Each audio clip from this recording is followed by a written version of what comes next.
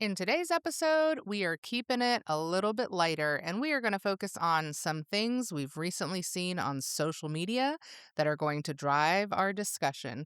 If you want a taste of the tea, stay tuned. Sugar Daddy Podcast, yo. Learn how to make them pockets grow. Financial freedom's where we go. Smart investments, money flow. Welcome back to the Sugar Daddy Podcast, the podcast that helps you build a clear financial plan so that you can feel in control and confident about your money. Hey, babe. Hey, I just had like a total. Did you hear it? I was like, what are we doing here? Hey, babe, what are we talking about today? Well, I think you should answer that question because you have some social media posts that you've come across that you want to just kind of talk about and talk through them. Yeah, so Threads is the new Reddit. Threads be popping, y'all. If you're not on Threads, go ahead and get over there. It is interesting. So I clipped a couple of Threads posts and I wanted to get your take.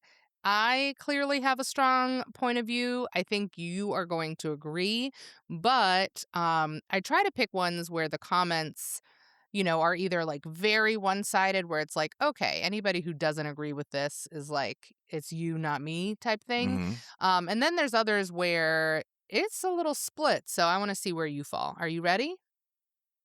Do I have a choice? No, you don't. Okay, here we go. So here's the first one.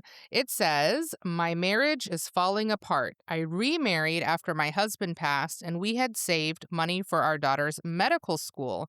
She's 19 now and about to start. Last week, my current husband asked me for $10,000 from that money to buy a new truck. I said no, it belongs to my daughter's future. He got angry and said if I won't give it to him, I should prepare for a divorce. Now he's already packing his things. I'm torn. Do I protect my daughter's future or try to save my marriage? You already know my answer.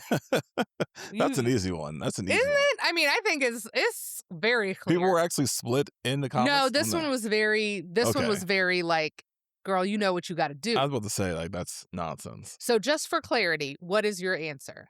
She just needs to let him pack and leave. Let me help you, boo. Let me go ahead and get your suitcase down.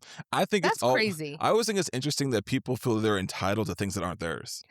But also, okay, listen, he wants a new truck. Even our children who are 6 and 8 know the difference between a want and a need. That's crazy. I'm just imagining like how he presented it, her response, and then immediately afterwards he was just like, "Oh well, I'm gonna divorce you then." Like, but if also, it's that quick, then like he wasn't with you for love to begin with, anyways. But also, if you don't have the $10K that you need for this truck, who do you think is going to pay for this divorce? Do you think that those are free? Because I'm very confused. Like, well, hopefully they haven't been married all that long, and he can just get it annulled. Yeah, I don't know about that. But also, what kind of person do you have to be to actively and willingly want to take money from a child's college fund? That's crazy that you clearly have not been contributing to, and this mom and her late husband were contributing to. So, like, there are so many red flags here. That's also why I'm a big advocate, especially when it comes to like a second marriage, is that especially depending on what happens in life, that maybe you should just keep your assets separate and like establish that from the get-go as far as having a prenup or, if you're already in your second marriage, getting a post-nup, to have that separation of your assets because, like... Especially when there's children involved. She's about to go off to college. It didn't sound like they were married all that long. Right. So a good portion of all that, like a good portion of her life as far as accruing assets and building... was not with homeboy who wants a truck. And so, like, keeping that separate, like, and it's obviously, like, from the way that he's talking, he sounds just irresponsible with his finances to begin with. Yeah. I mean, we're drawing a lot of conclusions here, but if you an need easy the conclusion to draw. $10,000 for this truck, I don't know if that's a down payment. She didn't mention, like, does the $10,000 cover the whole truck? Like, I don't know the details, but the fact that you are willing to take $10,000 from somebody who's about to go to medical school and, like, give back to the community when she's done, and again, this was not money that you contributed to, is crazy. Yeah, I mean, that's the biggest part there is that he did not contribute any money to that amount. Right. So it's one of those things, like, for example, like, before you and I got married, we each owned our own homes. Right. And, as far as obviously we sold those homes and those became joint assets which we used to purchase future homes. But and prior to us getting married, when they were still, our separate houses before we sold them, you know, you were able to do and make the decisions that you want with your house that you use your money to purchase because it wasn't our money. I Right. let you drive Yeah. those Very decisions. simple. Now, obviously, like it was a little different with the one that I had only because we were living in it and you were paying towards my mortgage at that point in time. Right. But in your scenario, it was like you drive the decision on what's going on with that property. Yeah. I I just the entitlement in here, it just reeks of red flags. Yeah, And I think that there's a big difference between, let's say we were in, I don't know, financial hardship and we had been contributing to our kids' college fund or UTMA, et cetera. And it was like, all right, it's either we take money from that account or we can't pay our mortgage. That's very different yeah. than I just want to buy a truck and it's a Tuesday and this is money that I've not contributed to. Like I said, the biggest thing there for me is that he didn't contribute any money to it, and he's giving her an ultimatum. Right. And with a quickness. Yeah, So he was already like 1 foot out the yeah, door. That's weird. I mean, the comments overwhelmingly were like, girl, help him pack and do yourself a yeah. The favor. fact that she's even like double, like Contemplating. contemplating about whether or not. Absolutely not. Absolutely not.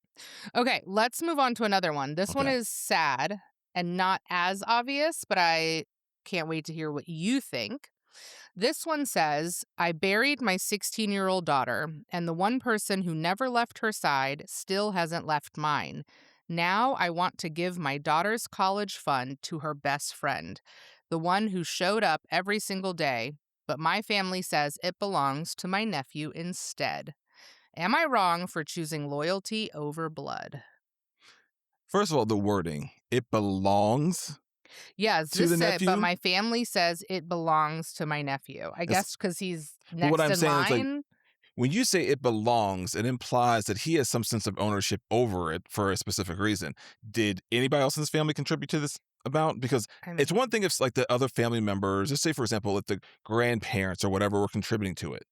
I could see. I don't have any of those Yeah, that's what I'm saying. context I could see, like, clues or for example, like if you had like a 520, sure. let's just say it's a 529 plan, and you've been contributing to it, but then like also maybe grandparents and other people have contributing to it, then I could see where maybe they would feel a certain way about it. About it kind of leaving the family, Correct. right? Yeah, I could see in that scenario, but if the parents 100% funded that themselves, then they could do whatever they want with it.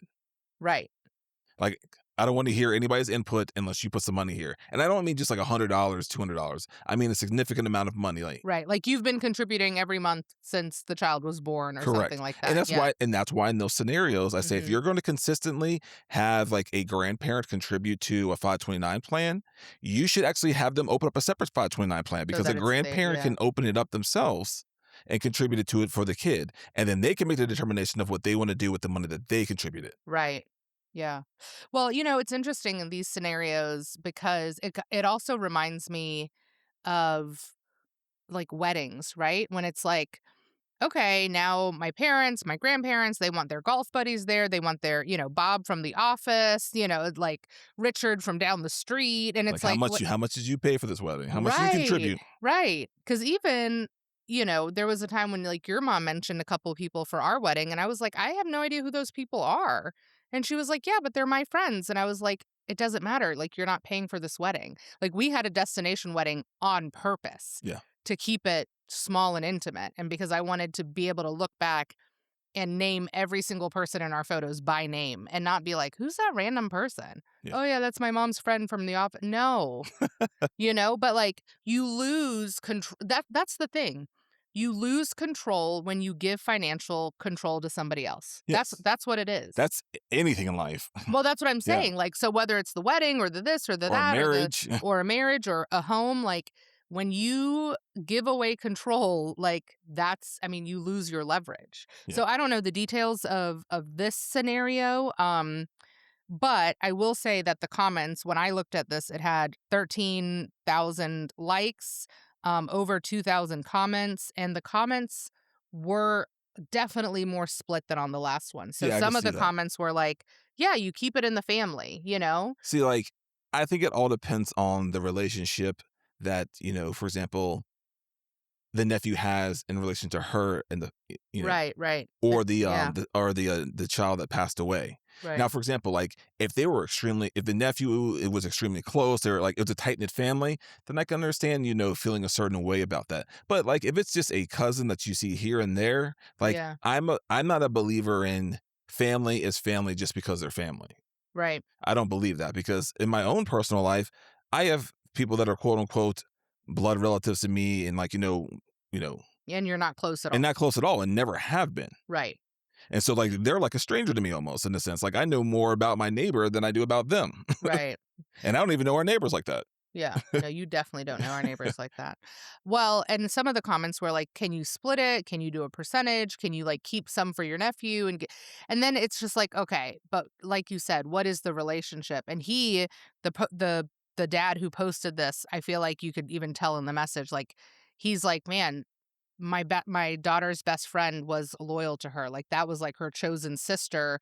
And I thought it was super sweet that he was like, I want to, my daughter can't have this college fund because she's no longer here. So let me pass it along, like almost like in honor of, And I thought that that was really meaningful too. There's also just so many variables obviously that we Sure. don't know within the post. So for example, let's just say that like the nephew his parents can afford college. They're pretty, Right. Yeah. they're doing well. They're doing good enough. And The best friend. the best friend, maybe she comes from a family that doesn't have a lot of money. Yeah. And so like this would be life altering and life changing for her to have this money to go to college. Yeah. We don't have those details. We're totally speculating and I have the making up mindset that side if stories. it's But my money, I'm gonna do what I want with it. yeah. Plain and simple. Yeah. I agree. I think that's the easy way to do this. Yeah. So cool. Um, all right, last one is very different. Not as scandalous, but super sad, and I definitely want to get your take on it. So this was from an article in Business Insider, and it's really heartbreaking. Okay, it says my family paid $13,000 a month for my father-in-law's memory assisted living. $13,000 every single month. So the article is about U.S. families moving their aging parents to Mexico for long-term care because the cost of doing so in the U.S. has become simply out of reach for most people. I mean, like, who has $13,000 a month to put their, like, that's on top of your living expenses. So it said that more and more millennials are quietly navigating this impossible math, watching parents age while staring down costs that can literally wipe out savings, retirement funds, and peace of mind in just a matter of months. So when families start looking at high quality care facilities across the border at a fraction of the price, it's not abandonment, it's literally survival. So I wanted to get your take on that because I know you have clients who are navigating that and like what can you do? I mean, what can we do as elder millennials? We're in this sandwich generation. We are, starting to really think about and maybe even care for our aging parents while also raising our own kids. And like this is a reality for a lot of people. Like they're going to be wiping out their savings, taking out loans against their 401ks, and then they're going to have nothing left when it comes time for their retirement because they're taking care of their parents. I mean, this also it's personally at home because my grandmother she had Alzheimer's and had to go into full assisted living with a memory care unit for several years Hmm. prior to passing away. And it wasn't, thankfully it wasn't 13,000, but I want to say it was like $7,000 or $8,000 a Yeah, month. I remember that. And I mean, thankfully, my grandfather had set enough money aside that we didn't even realize because I wasn't in finance yet when all this was going on. But luckily, he had set enough money aside that she was fine and being taken care of, and we didn't have to really worry about it too much. And my mom managed all that and didn't have to dip into her own finances too much in order to take care of that. But honestly, for most people, especially for our generation, like this is going to be the number one thing that I think is not on people's radar. And it's not even just a matter of like, if your parents have long-term care needs. It's also what are your parents' finances in general? Right. Because We talk about this so much, you guys. if you have not sat down with your parents and looked through all their financial information and seen the numbers yourself, you have no idea what your parents have. You may think they're doing well and they might not be. You just have no idea. And I think this is one of the biggest things that people need to, if they haven't already done it, they need to do it today, tomorrow. Make some time to sit with your parents and really go through and make sure that their finances are okay. Because Mhm. if they're not, the first person they're going to look to for, help is going to be you. And that's going to impede upon your ability to navigate your own financial life. And we already know everything is increasing in cost. Like day-to-day life is just so much more expensive now. And then having to also take on the burden of your parents' finances as well. That's a recipe for disaster. Yeah, absolutely. Well, and I think even people who think that their parents are doing well, right? Or maybe they have assets, they have homes, etc. They've worked their whole lives, like they have a high title. I think there's a lot of Oh, assuming it's all assuming. that people are doing. Yeah. We are the only people in our network Yeah. of people that are friends and stuff like that that know exactly what the details of their parents' finances, and that's because I handle all their finances, Yeah. and I force them to either have the conversation with me or don't ask for our help. Yeah. But I've never met any of our other friends. Our friends said, I "I think there's think maybe one other person. who." Well, I'm not going to say their I'm name, saying, but I think there's one other person in our network that does know what's going on in her family. I no, I don't think. I'm not talking about. I have an idea what's going No, on. no, I think like I know yeah, numbers. I think like a family office situation Y- and numbers. But do they know the numbers? Yeah, Not I does would a family office know the numbers. Do no, they I know the think numbers? yes, I think that they know the numbers. Mm, I mean, maybe that's me assuming, I but think that's you assuming. I do think that 99.7% of the people that we know have no idea what is happening with their parents' finances, and I do think, and for many of them I fear that that is going to negatively trickle down and negatively affect Oh, what they are trying to build. it 100% is because, if they don't have the money to help to help their parents are going to end up moving with them. And then that's going to dictate a lot of the decisions that they're making in their life. Well, And and even if it's not moving in, right? Like maybe you don't have the capacity to take on a parent that has dementia or Alzheimer's or a physical impairment or, I was even talking to our neighbor's mom the other day down from Rhode Island. His dad is getting ready to have surgery here, hours and states away from where they live because they don't have a bedroom downstairs. So even little things like that where it's like I now need to temporarily move my family in because so and so needs to have a surgery because I have a bedroom downstairs. And I mean, even those little yeah, accommodations make a difference. it's the planning aspect. So for Yeah. example, like, when my mom moved back to North Carolina a few years ago, one of the things that we were big on is like, you need a first floor master. First Like, there's no floor. reason for you at And this point. honestly, just a ranch. Yeah, Like, I there's want all no of our family reason to to not have have stairs. yeah, there's no reason No, for you to have to go up the stairs if you don't need to. no, absolutely not. Well, and I think, I mean, it's one of the reasons why we also moved because our yes, previous home didn't have a first floor bedroom or bedroom full or full bath. bath, Mm-hmm. and thankfully we did, make that move because my dad had an injury, just his father had an injury. They wouldn't have been able to visit us if we didn't have that first floor bedroom and Mm-hmm. full bath. Myself, You tore your I tore my Achilles. Achilles. Yeah, we're getting a lot of use out of our first floor guest room and full bath with a walk-in shower. Yeah. Yeah. So like at the end of the day, like honestly, like it's hard if you've already gotten to the point where, like, for example, like they're at that point of that memory of needing that assisted living, Mm, honestly, there's very few things you can do. yeah. There's very few things that you can do. The biggest thing is the planning that's leading up to it.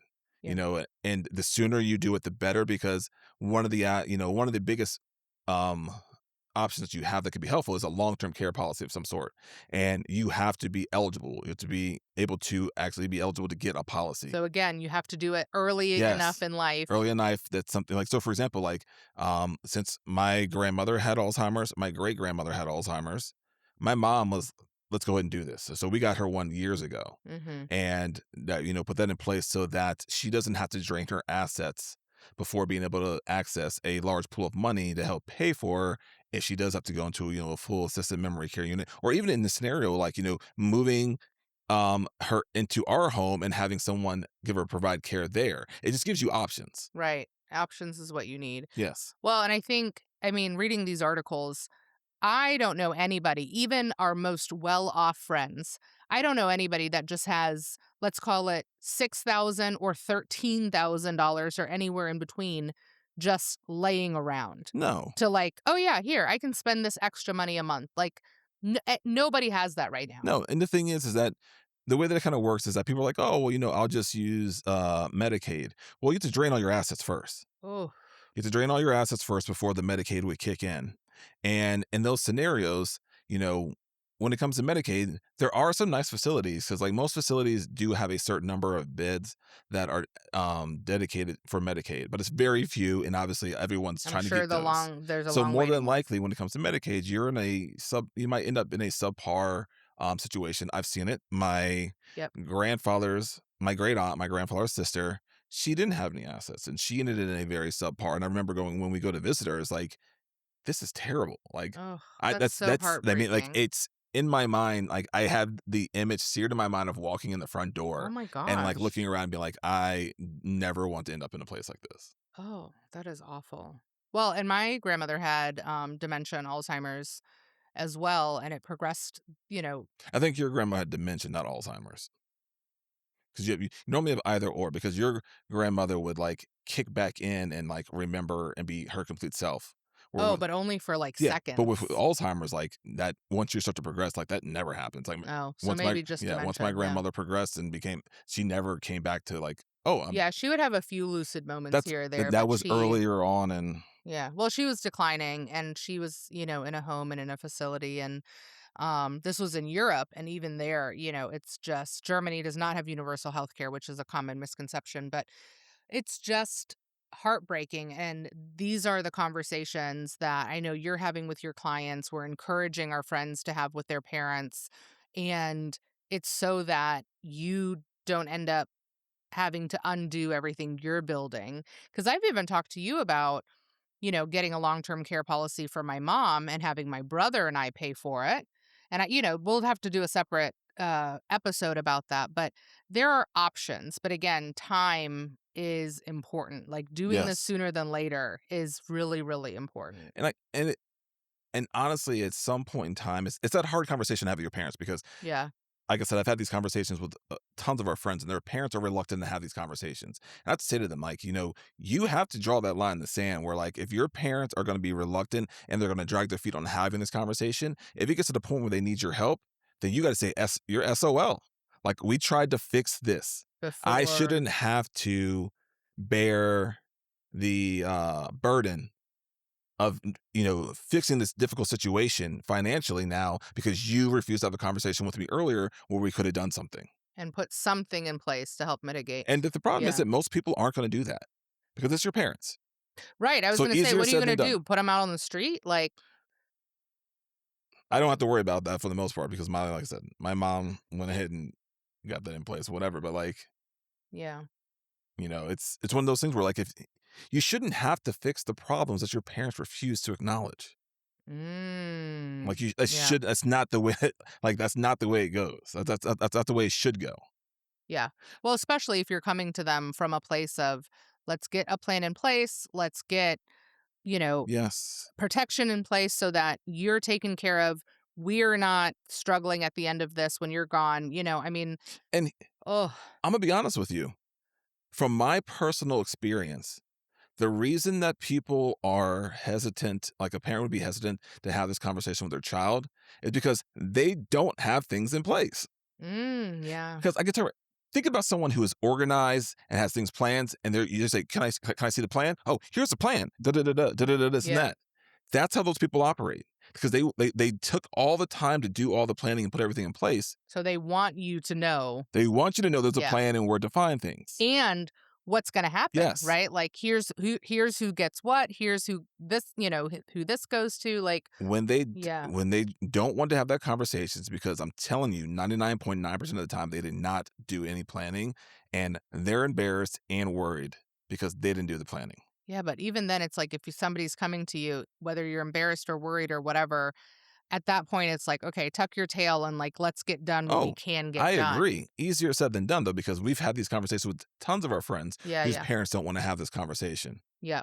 And I Oh said, my God. I'll be the bad guy. Let me be the bad Right. guy. I have no problems with that. Because I will tell, like I said, if you're having a problem, reach out to me. I will be the third You party of can that be the conversation, mediator. and Yeah. I'll be quote unquote the bad guy. Blame it on me. Right. But like I said, our generation is going through so many things that we shouldn't have to bear the burden of the, you know, lack of financial planning our parents have done if we've come to them and say, hey, let's address this. Right.